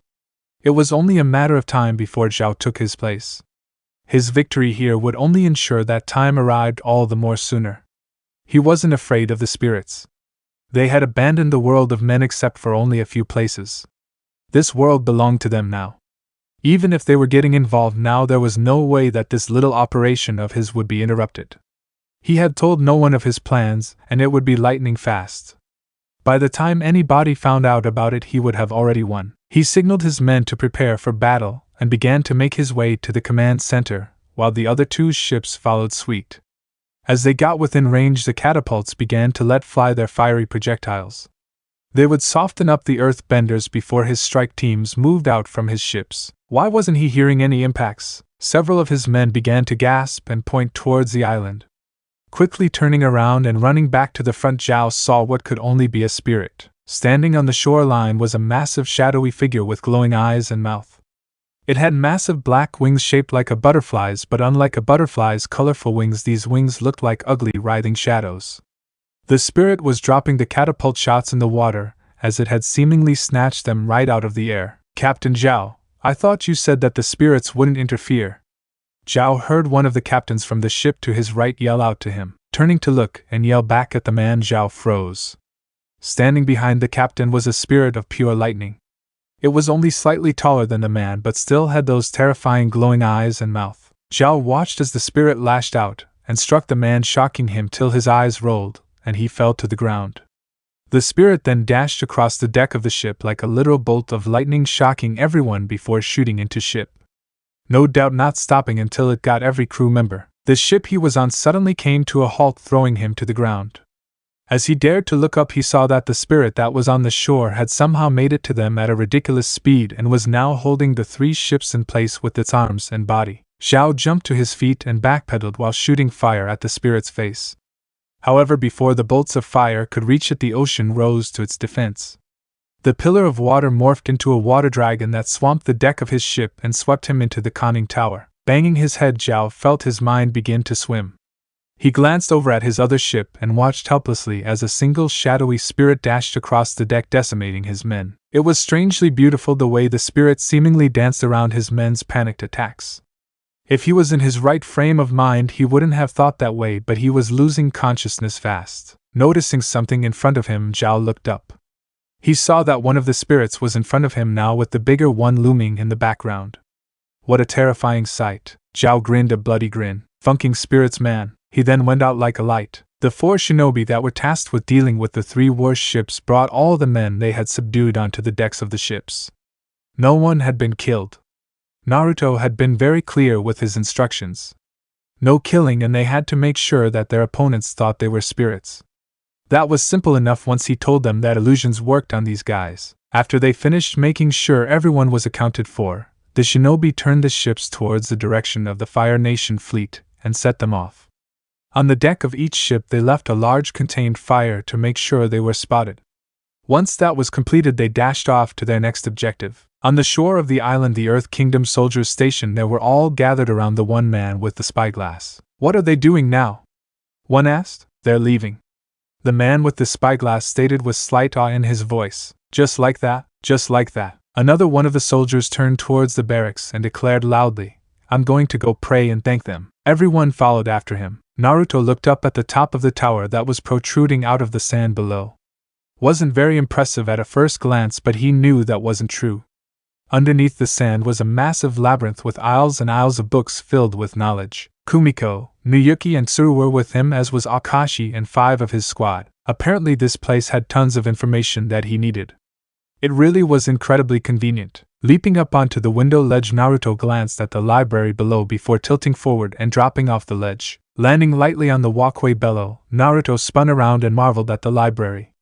The rest of his group quickly followed him down. "Just look at this place, guys," Naruto exclaimed. "I've never been a book person, but this place makes me want to just sit down and dig in." As he said this, the sound of flapping wings thundered around them, and a large owl swooped up from underneath the walkway, landing in front of them. "I am glad you like it. Now get out." The owl spoke. Naruto turned and smiled at the bird's spirit. "You must be Wan Shirtong. This is my first time meeting one of you caliber, so if you will excuse me if I do anything to offend you right off the bat." You and those women behind you are not fully human, are you?" Wan spoke as he beeped his head and bent down to Naruto's eye level. Naruto nodded. "Good catch, big boy. It's no wonder you're a spirit that's known for his vast knowledge. What I don't get is why you restricted yourself to knowing 10,000 things in your title. Was it because it sounded cool?" "I bet it was because it sounded cool." Wan Shirtong raised his head back and blinked. "It doesn't matter who you are. Just gonna ignore that, huh? I will not permit you to use my library." Tsuru stomped around Naruto and glared up at the owl. "Why the hell not, bird brain?" she demanded loudly. "Tsuru!" Naruto exclaimed. "Because over the years only people who want to destroy have come here seeking knowledge on how to defeat their enemies. The last ones that came even burned a section of my library and made off with knowledge on how to win their little war," Wan Shirtong said as he rustled his wings and his head began to stretch slightly. "Well, how do you know we're like that, huh?" "Tsuru, that's enough," Naruto said firmly. "But Naruto-chan, he has no idea." "That's what I'm going to talk to him about," Naruto said as he walked up to her and rested a hand on her shoulder before smiling a foxy smile. "Thank you for being so concerned for me." Tsuru blushed brightly before lowering her head and going back to stand with her sisters. "To answer your question, Spirited One, I can see the weapons on the humans behind you, weapons of violence and death." Wan Shirtong spoke calmly as his head retracted and wings rested. Naruto turned to the owl spirit and shrugged. "You got me there, but I suppose you wouldn't believe me if I told you that 99.9% of the time my people don't kill? I do find that very hard to believe," Wan Shirtong stated skeptically. "How about I show it to you then?" Naruto stated seriously. That got the owl's attention. "What do you mean? How about I show you my intentions, my people, and why I would like to read from your great library?" "Naruto!" the bijou exclaimed. "Why would you bother sharing your life with this spirit? What if he betrays your trust?" Miyuki asked worriedly. "Because I can feel it," Naruto said, turning to them with a smile. "I can feel his nobility, as a spirit of knowledge, and his love of the world he lives in. tainted only slightly after the long years he has had to endure people coming and disrespecting his library. Turning back to the spirit, Naruto grinned up at the owl and said, "If you don't like it you can turn us away and I won't object, but if you do I would like to make you an offer." Wan Shirtong was quiet for a moment. "Very well, what do you want me to do?" Naruto reached his hands out, and Wan Shirtong placed his head in them. Naruto then rested his forehead on his and closed his eyes, and Wan Shirtong followed suit. They stayed like that for a long while. After several minutes passed, Naruto released his head, and the mighty owl seemed to glow a little. "Amazing, truly amazing, I am humbled," Wan Shirtong stated with a slight bow. Naruto smiled at the owl. "Hope you didn't mind me picking your brain a bit as well? I'm not really that good at this technique," he said, scratching the back of his neck. "Not at all, you and your kin are welcome any time in my library. Now what is this offer you spoke of?" "Ah, that's right. How would you like it if you and your library traveled with us across the galaxy?" "I would be honored. However, I would like to move my library wherever I wish." "Of course, big guy, we're not going to be owning your library, only giving it a place to travel with us sometimes." Wan Shirtong nodded his large head. "Yes, that would be nice, to discover knowledge from your and other worlds. Would you like me to take you on a tour off the library? I will be able to locate the information you need a lot faster." "Sure! Come on guys, let's go." As the group began to move through the library, with Wan Shirtong leading them with great enthusiasm that Naruto matched to a T, Akashi moved to speak to Niyuki, who was one of the Bijou he was more comfortable with. "Is he always able to win people over like that?" he asked with a little awe in his voice. Niyuki smiled and nodded. "He was doing it even before I met him." He awoke as he usually did, in a cold sweat and with his face throbbing painfully. Getting up from his bed, he headed to the sink and splashed some water on his face before getting dressed and heading out. On his way through the empty ship, he could hear the snores of the crew echoed down the corridor. After grabbing some food from the kitchen, he headed to the deck. He ate silently as he watched the sun rise, its warmth seeping into him and giving him additional energy for the day ahead. Placing his bowl to the side, he stood and decided that now was as good a time as any to get some training in. He began moving through the basics first without using his fire just yet. As he picked up the temple, the fire began to make its way into the imaginary battle he was having with his opponent. As he moved, twisted, and flipped around, he began to think about his opponent, how they would fight: an earthbender, a waterbender, and an old man with extreme power over all four elements, a young fire-bending girl, a powerful fire-bending man. "Prince Zuko!" He heard someone call him out of the trance he was in. Zuko turned and noticed his uncle standing in front of the entrance to the conning tower with his ship's cook cowering behind him. "What is the matter?" he asked, although to anyone else other than his uncle it sounded more like a demand. His uncle sighed. "Prince Zuko, please be more considerate of your surroundings as you train. If I hadn't been here you might have burnt the cook." Zuko looked at the quivering cook and responded hotly, "They should know by now to stay out of my way." Iroh made his way over to the prince, saying, "That is true, but I don't think you were aware of how powerful your flames were just now. They reached all the way over to us." "Very impressive. What were you thinking about, Prince Zuko?" Zuko turned his back to Iroh and clenched his fists. "Nothing, I wasn't thinking of anything." "Is that so?" he heard his uncle say quietly before speaking a little louder. "The control room has informed me that we will be arriving at the port to resupply within the hour." Zuko nodded. "I see. Let's try to get some information about the area as well. I don't believe we have docked there before. It is one of the more recently established Fire Nation bases." Iroh agreed. Zuko turned to his uncle. "I am going to train a bit more. Will you watch my forms?" Iroh smiled and spoke so only him and his nephew could hear. "Of course, Zuko." After Zuko's ship had arrived at the port, Iroh suggested that he let the crew take some time off to enjoy. His gut reaction had been to refuse, but it had been a long trip and even he wanted to get off the boat and feel the ground under his feet. As he and his uncle walked through the local market on their way to the Fire Nation barracks, Iroh noticed a poster. "Prince Zuko, look, there is going to be a play later this evening, and before you say we can't go, may I ask you to take a look at the poster?"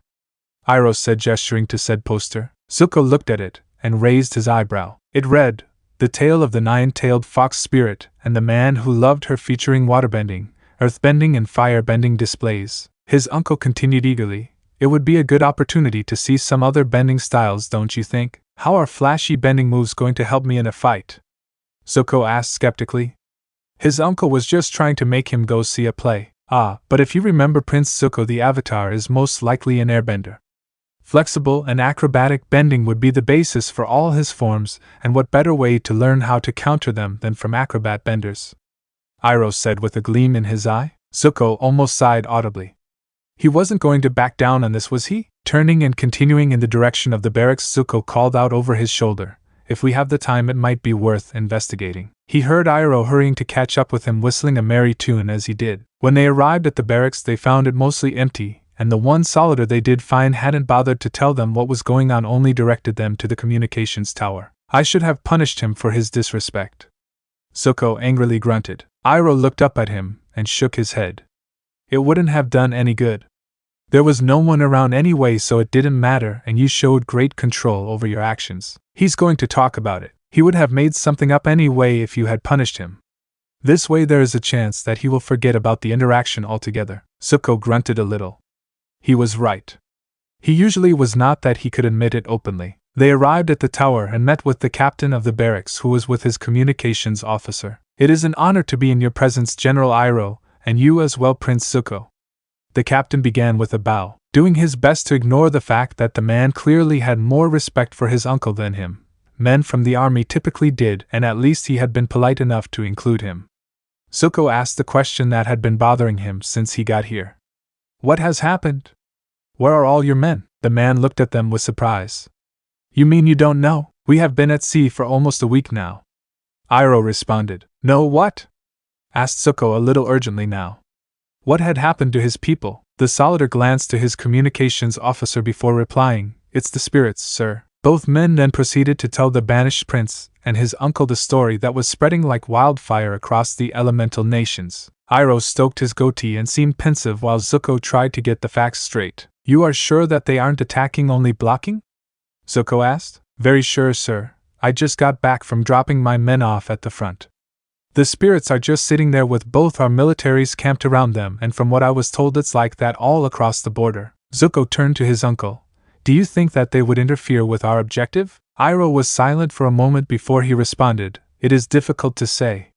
The spirits have never marshaled out like this before.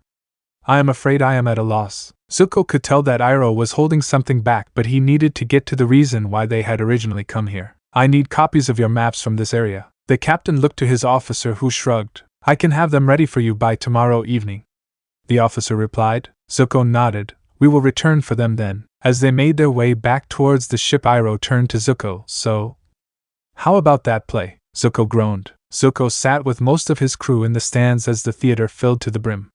He couldn't believe how happy his uncle was chatting with the crew and just having a good time. He supposed this was a good way to thank him for all his help without having him look weak in front of the crew. As the curtain rose and the show began, Zuko looked at the fancy costumes and wondered if he really was going to learn anything about having to fight against certain styles of bending. His fears were unfounded, however, because as the play continued he was stunned at the way the actors bended their elements.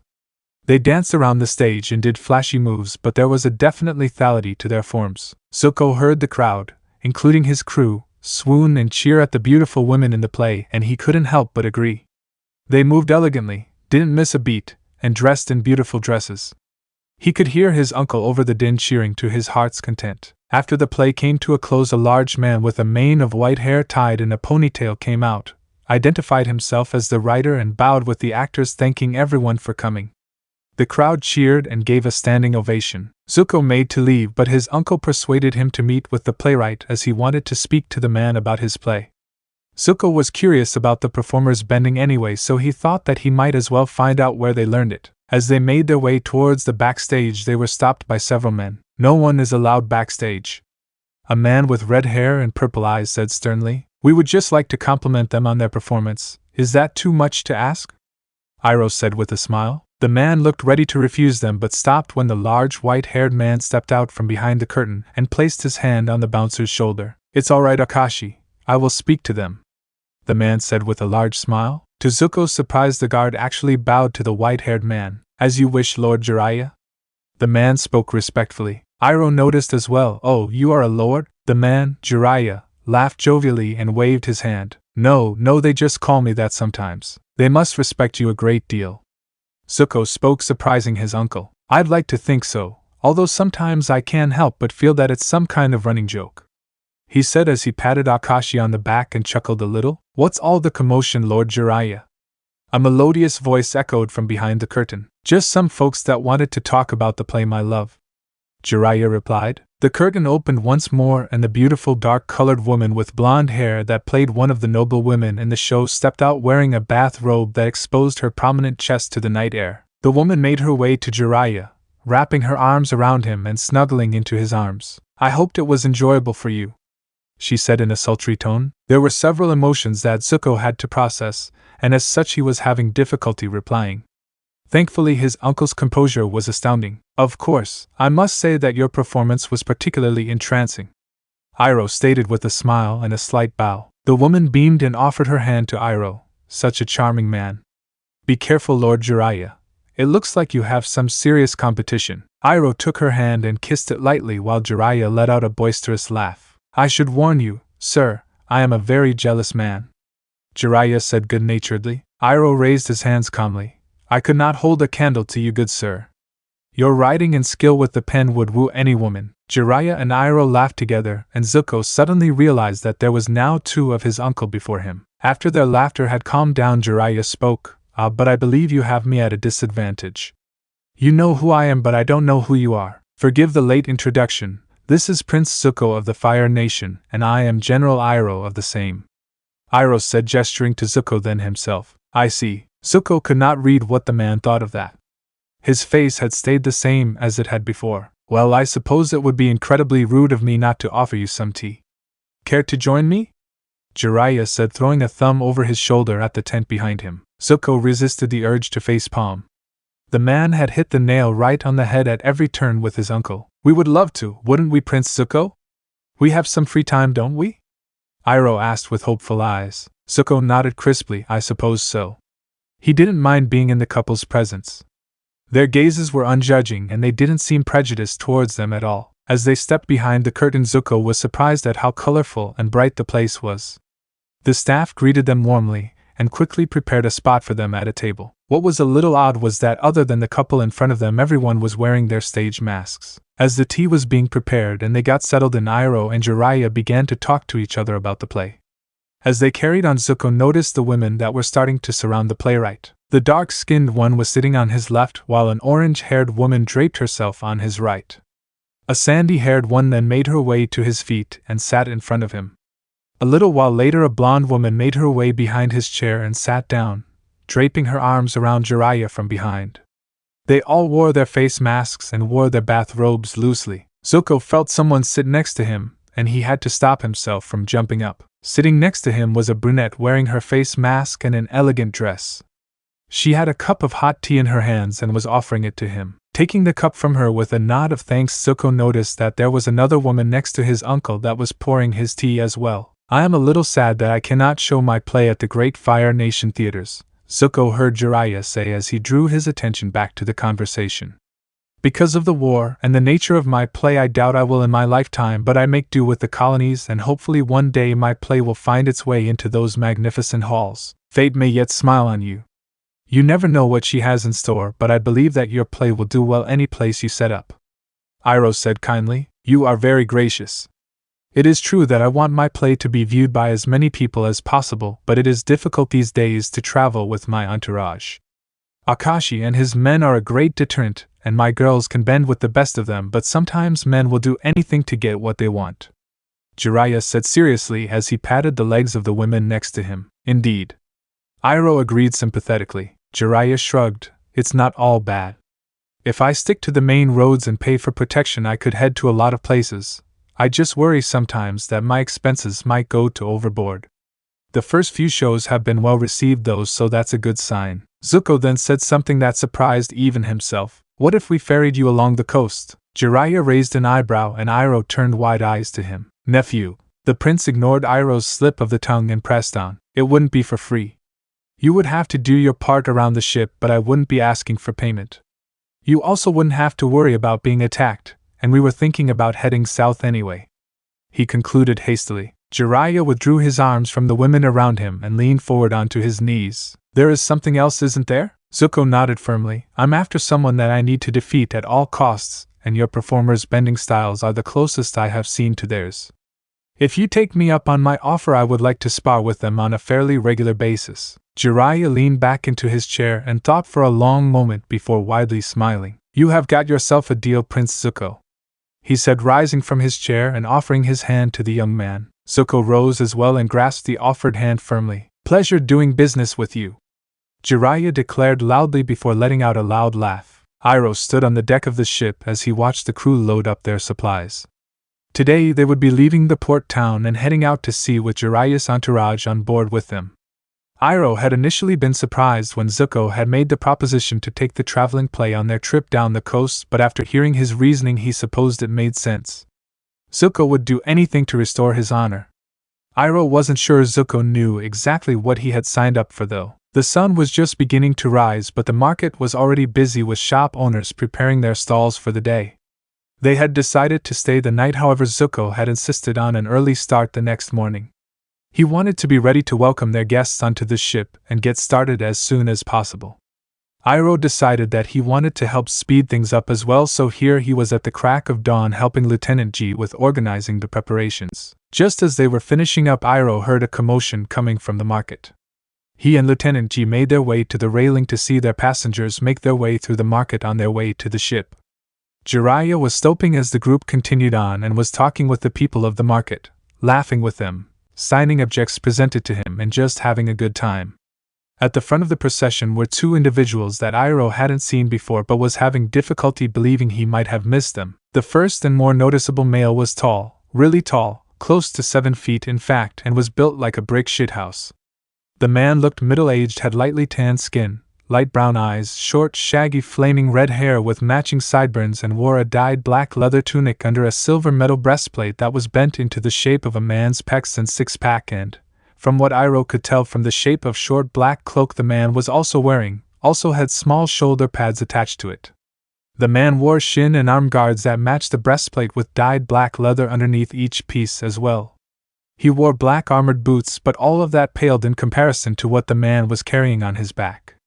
Exposed to the elements, and at close to 6 feet in length, was a massive sword. Could that even be called a sword? As the group drew closer, Iroh was able to get a better look at it. The blade was half as wide as the man himself, which was saying something, and about 1.5 inches in thickness. It had a triangle point, was sharp on both sides, and in the center he could see some kind of a design engraved into it. The handle was surprisingly short considering the size of the blade, and was wrapped tightly in black leather.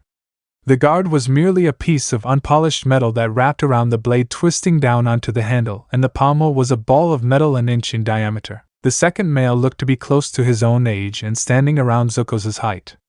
The man's long white hair reached his waist, was tied in the middle, and rested on his back. The man's skin was only slightly pinker than his hair, and he had sky-blue eyes with some interesting red lines on his eyelids. The man was wearing what Jiraiya had told him was a kimono. It was navy blue with lighter blue and white cloud patterns, interlocking with each other, sewn into it. The pants were white, and he wore the traditional white socks and sandals. Again, from what Jiraiya had told him, also because of their discussions, he was able to identify that the swords the man was carrying were katanas. Other than their size, the katanas were the same in every way. The swords had a dark, almost black, blue scabbard with the handles wrapped in material of the same color, and a gold guard. The pommel was the same gold with tassels, also of the same color, hanging off the ends of each of the handles. The man had 3 of them on his person. The 2 shorter ones were tucked into his belt, which was the same color as his tunic, while the longest one was strapped to his back. Now that they were making their way up the ramp, Iroh saw that there was yet another, smaller than the rest, blade attached to the man's lower back. The first man's face was box-shaped, and he had a strong square jaw with a surprisingly happy and content countenance. The second man had more of an angular face, and his countenance was peaceful and calm. As the group came up to Iroh and G, Akashi made his way to the front of the procession and bowed in the Fire Nation greeting. "Greetings, General Iroh. We have arrived a little earlier than anticipated. I hope we haven't caused any inconvenience?" Akashi spoke respectfully. "No, not at all. We were up fairly early today, so we managed to get most of our preparations done," Iroh said with a dismissive wave and a smile. "Can I give you and your men a hand?" The booming voice of the tall red-haired man cut through the conversation. Iroh turned his attention to the 2 newcomers. No, that's alright. You are our guests after all. The large man was suddenly within Iroha's personal space and was leaning down looking intently into his eyes. Didn't part of the deal with boss entail we do our part? Please let me assist you, he said eagerly. The white-haired man in the blue kimono next to the giant sighed loudly. It would be easier if you just allowed him to do it. Once this goat gorilla sets his mind to something, it is incredibly difficult to dissuade him. The man finished by patting the large man on the arm. Rather than being offended or put off by the comment from his companion, the large man nodded enthusiastically. Iroh felt a bead of sweat drop down the side of his head. Alright, if you insist so much, there should be something that you can do, Iroh said with his arms raised in front of him in a placating manner, putting a barrier between the giant and himself. Iroh turned to G and asked, do you think you could help direct this gentleman, Lieutenant? As G relaxed a little from becoming incredibly tense due to the red-haired man's sudden movement, he responded with a slight nod. Of course, General. The giant stood straight and turned his gaze to the lieutenant. Alright, let's go. And with that, the man ran and jumped over the railing from the ship to the dock, with G hurrying to catch up. The white-haired man turned to Iroh once more and bowed low with his arms tucked into his sleeves. Please forgive my idiot associate. He means well, but even after all this time has trouble clicking with certain social normalities. Iroh chuckled lightly and placed a comforting hand on the man's shoulder, lightly tugging him out from his bow. Please do not worry. An honest man like that is hard to come by these days, and it is refreshing. The man rose and cracked a small smile. You are kind and very wise, General Iroh. Many people mistake my friend's enthusiasm for arrogance and ill intent, but not you. My name is Wukong, but you may call me Wu, and the moron is called Sunday. It is a pleasure to meet you, he concluded, offering his hand. Iroh grasped and shook it with his own. I am pleased to meet you as well, Wu. The rest of the traveling play had assembled on the deck of the ship, and Iroh noticed that at some point during the exchange Akashi had slipped away, grabbed a few of his group, and was helping the crew load up alongside Sun. I didn't notice him leave at all. That boy is incredibly skilled. Iroh had noticed that a lot of them were. They were performers, of course, but only the most skilled dancers and performers came close to what he had witnessed at the play. He was even seeing it now just as they moved around on the deck of the ship. Their light steps that barely made a sound and the absolute control they showed in their movements was astounding. He had asked Jiraiya where the man had found such talent, and all the man had said was that he couldn't divulge his secrets as a talent scout. As Iroh concluded his thoughts on the matter, Jiraiya came up the ramp carrying a large box of supplies and chatting with those near him. Oh, hey Iroh, how are you today? Jiraiya called out as he put his box down and made his way over to them. Good morning, Jiraiya.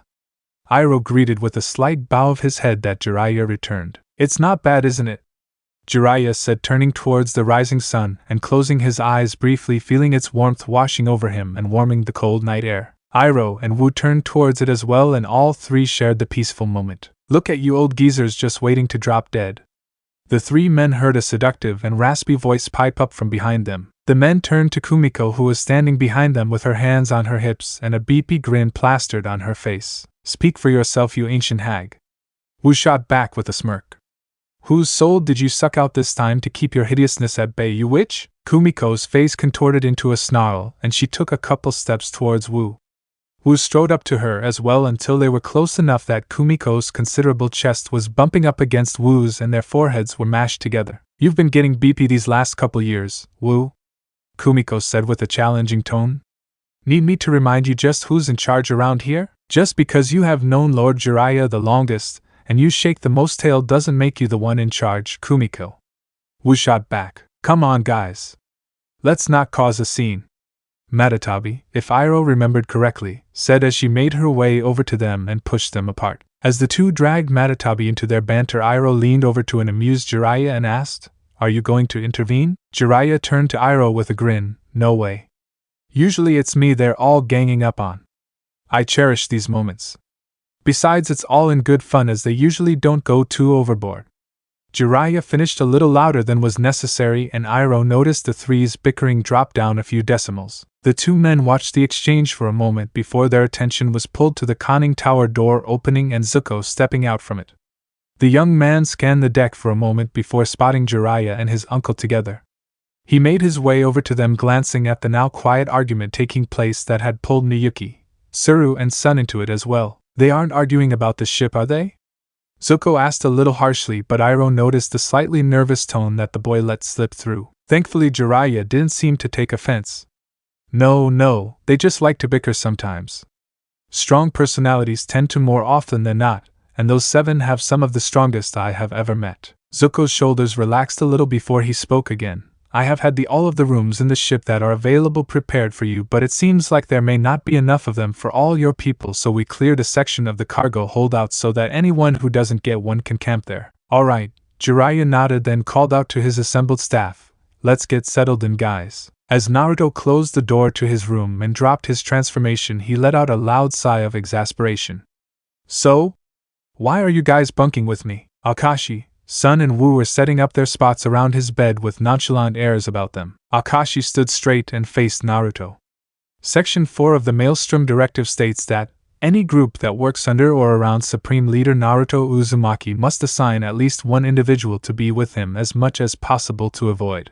Okay, I get it. Damn.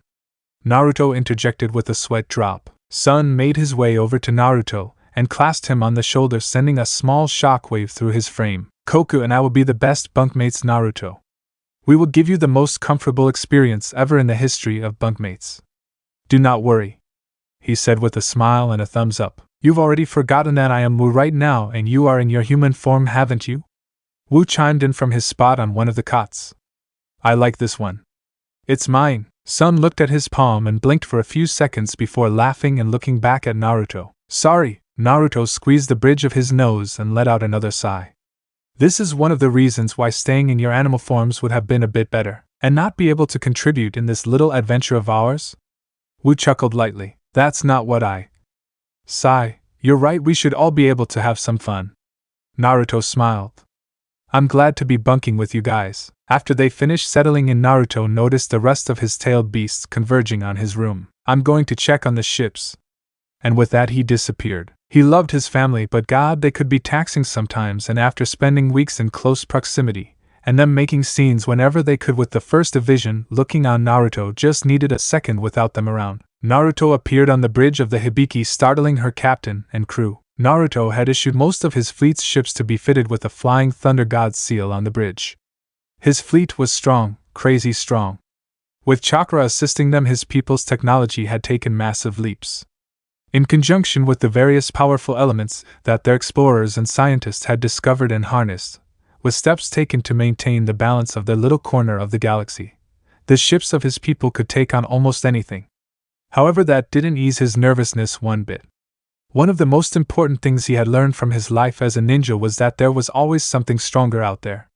So with the seal on at least the flagship of each fleet, Naruto felt much better knowing that if shit hit the fan, he could be there to help in an instant. Every time he used the Flying Thunder God, Naruto couldn't help but marvel at the technique and the seal that made it all possible. It only used the chakra required to send the size of the object through. Distance didn't matter, and it was instant. Literally instant. There were very few things out there that could counter something like that, and as a shinobi that could finish a fight in one move, that was all it took sometimes. But that got boring after a while. Naruto almost never let his guard down, but he tried to drag his recent fights out for as long as possible. As such, his observational and sensor abilities had gone through the roof. For Naruto to be able to drag his fights out without worry, he had to understand his opponent in very little time. Lord Naruto. A voice cut through his musings. Naruto turned to the ship's captain and bridge crew that had stood and were saluting him. Don't let me stop you guys. Keep doing what you need to, but I would like to talk with your captain for a bit, if that's alright. The captain turned to his crew and signaled to them to continue their work. As Naruto made his way over to the captain, he took in the man's appearance. He wore a charcoal jacket that was open, exposing his gray undershirt with his sleeves rolled up that he was casually trying to straighten out. He also wore matching gray military pants and black shoes. He also had various medals across his left chest pocket. Around his neck he wore a red scarf. His hair was a very light purple and his skin was a couple shades darker than Naruto's own.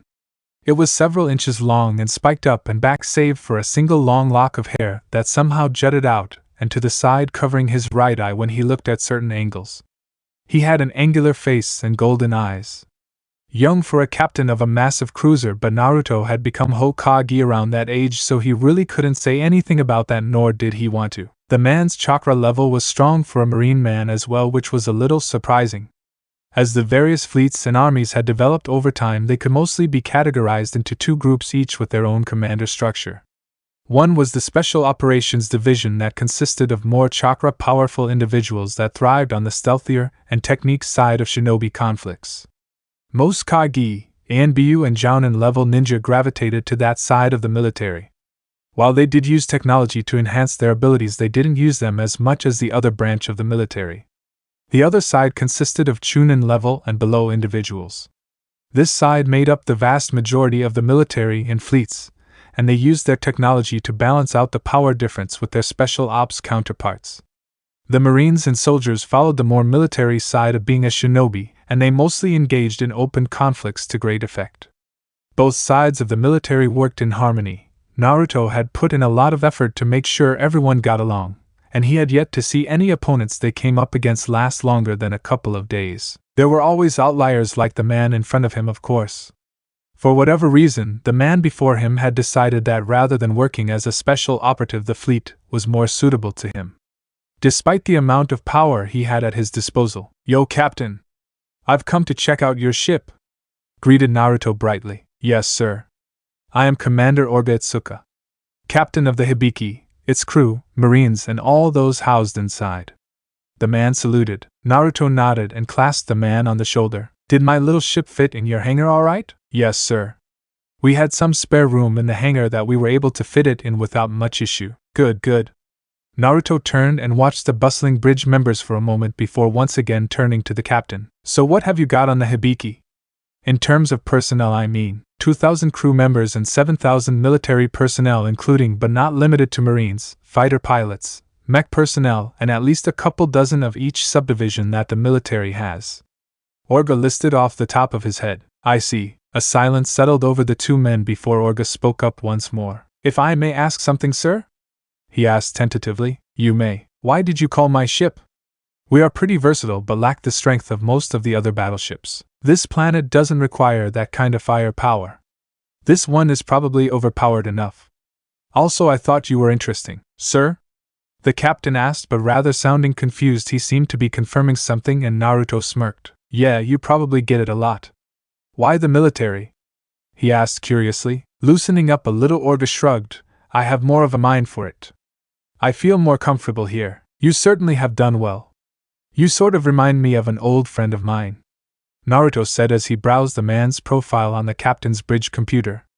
As Naruto looked through the recent field reports, he noticed that some idiot had tried to attack a small outpost on an island in the Earth Kingdom, and was stopped by a Spec Ops Akimichi squad leader and his team. Turning back to the captain, Naruto offered his hand. "Let's get along, Orga." After a moment's hesitation, the captain took the offered hand. "Of course, Naruto," he said, smirking slightly. Naruto smiled brightly. There he was, the man hiding behind all that military discipline and posture. Kurama yawned loudly, sending vibrations through the sky and earth. This was one of the few times that Kurama was fully conscious in this large body. Once the tailed beasts had figured out that the armies stationed around them weren't going to try anything, they transferred their minds to the bodies they had, keeping Naruto company, only leaving behind their senses that would alert them to any movements the armies decided to make. Kurama sniffed the air. Whatever that was smelled pretty good. It was coming closer to. Cracking open one large eye in the direction of the Earth Kingdom army, Kurama noticed a small caravan making its way out of the camp surrounded by guards. Once the caravan had pulled up about half a mile from Kurama, a single carriage broke off from the group and with a small contingent came even closer. "Oh? This could be interesting." As they drew closer to the massive spirit, Pa couldn't stop his hands from shaking uncontrollably. The creature's teeth were longer than his entire body and thicker than his considerable gut. When the military had come to his restaurant and told him that the fate of the Earth Kingdom may rest in his hands, he had no idea what to think. He should have refused them. He should have. No. He had to do this. He was the best meat griller in the whole province, and if he couldn't do it, then no one could. Then the spirit opened its eyes and lifted its head, and the shaking was back. The soothsayer that they had hired made her way to the front and called out in a shaky voice, "Ooh, great spirit, we come in peace and with offerings to appease you." That didn't sound right.